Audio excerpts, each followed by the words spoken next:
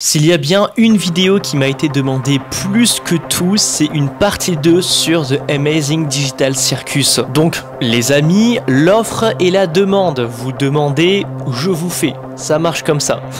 Donc nous et moi, nous allons partir pour de nombreuses aventures. Nous allons tellement nous amuser pour toujours et toujours et toujours et toujours et toujours.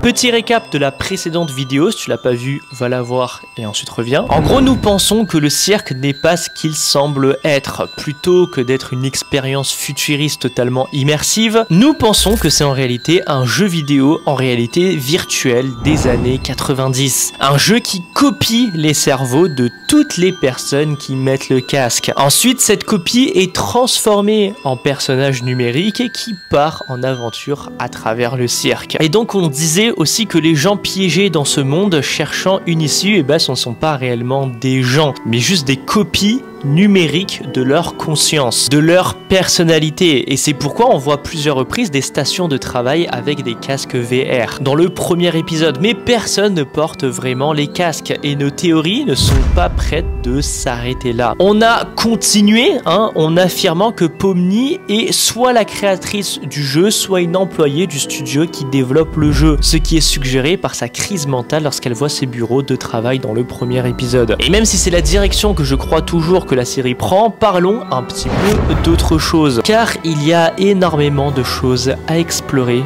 dans cette série qui paraît enfantine mais qui est sombre comme cette chaîne. D'ailleurs, bienvenue à toi sur Rikusama Théorie. N'oublie pas de t'abonner avant que ça commence dans l'émission qui gâche ton enfance.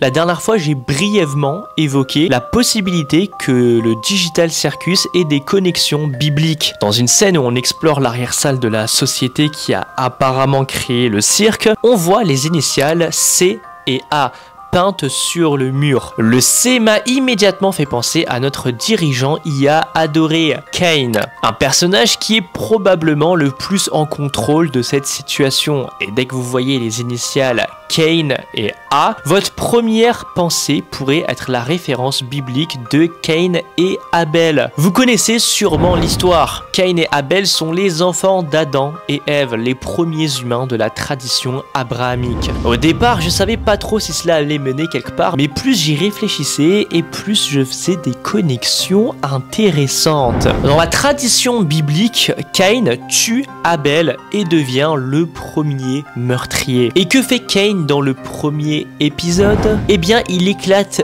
des bulles pour un effet comique, mais Cain tue une bulle. Abel. Coïncidence? Bien sûr. C'est totalement absurde. Mais d'autres parallèles sont bien plus intéressants. Par exemple, à la fin de l'épisode, on voit tous les personnages humains assis à une table en train de manger. Mais avez-vous remarqué quelque chose d'étrange dans l'agencement de la table? De toutes les façons possibles de disposer les personnages, ils sont tous du même côté face à nous. L'audience. Et ça, c'est une référence directe à la fameuse scène de la scène de Léonard de Vinci représentant le dernier repas de Jésus avec ses disciples avant sa crucifixion. Malheureusement, à chaque fois que je revois ce tableau, j'ai l'image en tête des Jeux Olympiques, une image que j'aimerais bien supprimer de ma tête, mais malheureusement j'ai un petit peu du mal et je suis désolé de vous avoir fait rappeler cette image maintenant puisque vous allez y penser aussi. Regardez Pomni qui est au centre, exactement à l'endroit où Jésus est dans la peinture. Et les couleurs de Pomni, rouge et bleu, n'est-ce pas curieux? Eh bien, Jésus porte du rouge et du bleu. Les bleus représentent la part divine de Dieu, le ciel, et les rouges représentent le sang, l'humanité. Donc en Jésus, vous avez la fusion de ces deux éléments. Un Dieu né parmi les hommes et destiné à vivre en tant qu'humain, le rouge et le bleu. Et dans Pomni, on trouve quelque chose de similaire. Si nos théories précédentes sont correctes, Pomni serait la créatrice du jeu, une sorte de dieu de ce monde, maintenant destiné à vivre en tant que partie de sa propre création. Et ce n'est pas tout, nous savons qu'il existe une forme de dieu dans ce cirque. Lors de la première aventure, la reine des Gonk dit « Je suis Gonk, vous serez Gonk, Dieu sera Gonk ». Et ce n'est pas une phrase banale. Un autre concept important dans The Amazing Digital Circus est l'abstraction. Lorsqu'un personnage sombre dans l'abstraction, il perd tout ce qui fait de lui un individu. Ce processus est irréversible et transforme le personnage en une monstruosité glitchée, semblable à un monstre à multiples yeux. Ce qui est intéressant, c'est que ces créatures sont un peu comme des anges bibliques. Pas les anges traditionnels, mais les anges bibliquement exacts, qui ironiquement ne viennent pas vraiment de la Bible en fait. Cette idée provient d'un mème internet qui présente ces créatures monstrueuses à multiples yeux et elle ressemble aux descriptions des anges dans la vision du prophète Ézéchiel, excusez-moi si j'ai mal prononcé, qui parle de créatures alliées avec plusieurs visages et des roues pleines de yeux. Je suis un gros fan de la série Bayonetta, donc tu vois exactement de quel type d'ange je parle si tu as déjà joué au jeu. Ces anges bibliquement exacts ou ces créatures abstraites sont tout simplement indescriptibles pour les humains. Ce sont des entités que l'on ne peut pas comprendre, qui ne sont pas simplement des monstres, mais aussi des symboles de la présence divine qui nous surveille. Ce qui nous ramène à Cain, un personnage omniscient qui voit tout et qui, en tant que dieu du cirque, exerce un contrôle sur les personnages. Ces lignes sur la souffrance, la mort et le gâteau aux anges soulignent encore une fois la tonalité hellish de l'univers dans lequel les personnages sont piégés. Donc pourquoi tout cela Pourquoi faire un parallèle biblique et au final où est-ce que j'aimerais bien en venir? Eh bien, The Amazing Digital Circus est effectivement conçu comme un enfer et tous les personnages sont condamnés à y être. Pomni est celle à la manière de Jésus-Christ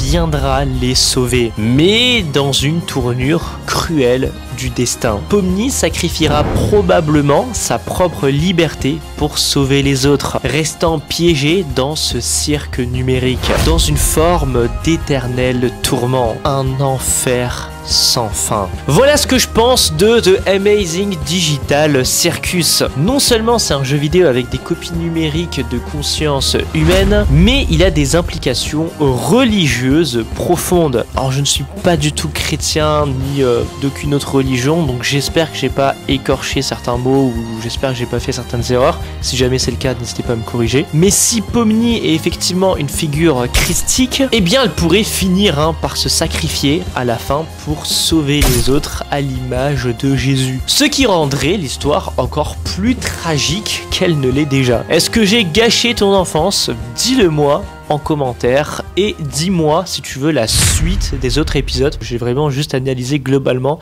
j'ai pas analysé en détail les autres épisodes. Donc dis-moi si tu veux une partie 3 en commentaire et écris-moi Pomni Digital Circus en commentaire, comme ça je saurai que t'es resté jusqu'à la fin. N'oubliez pas que ce n'est qu'une théorie. Merci à MathPat de la chaîne The Film Theorist dont je me suis inspiré pour la vidéo. J'ai aussi utilisé des images qui leur appartiennent. Si tu veux ta dose de théorie qui gâche ton enfance, je te laisse checker les 2 vidéos qui apparaissent juste ici. Si tu veux savoir les backstage de ma life, eh bien écoute, je te laisse me suivre sur Instagram. On se retrouve la semaine prochaine pour la prochaine vidéo. C'était Riku-sama. Ciao.